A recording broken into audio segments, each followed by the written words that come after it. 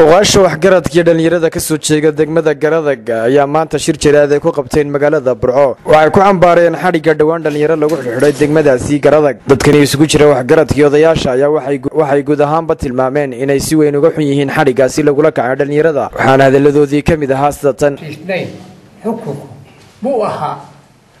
annagu ma oranayno dacruurtu waa ma dambaabin laakiin shadambigooda iyo waa kala weyn yihiin waxa lagu qaaday haddii alla midna keenayahay xukunka talada haya 9 sanadood baanu u taagnayn oo u halgamaynay aanan koob shaah cabin oo maalka lagu cunaynay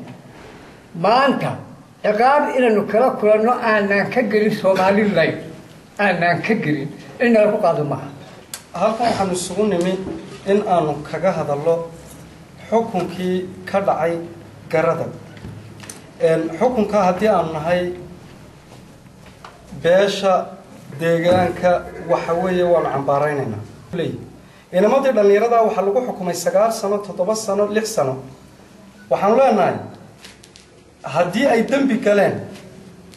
xukunka lagu qaaday uma dhigmo waxa weeye waanu cambaaraynayna waanu ka soo horjeednaa waxa weeye waanu ka xunahay waxaan leenahay xukunka dib u eegis hal lagu sameeyo waxaan leenahay xukuumadda xeerkii sharciga wadanka u yaalay constitutionalkii iyo wuxuu ahaa kii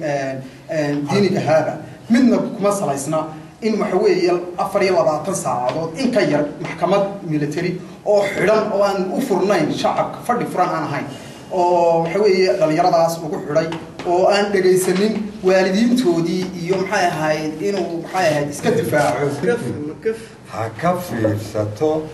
waxaan leenahay ardada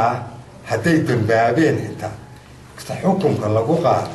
kii xaqiiqda ay u lahaayeen ama sharciga Soomaaliland dhigayay ma Maxamed Xuseen Ismaaciil Maxamed Mooto shabakada wararka caalamiga ee Burco online magaalada Burco.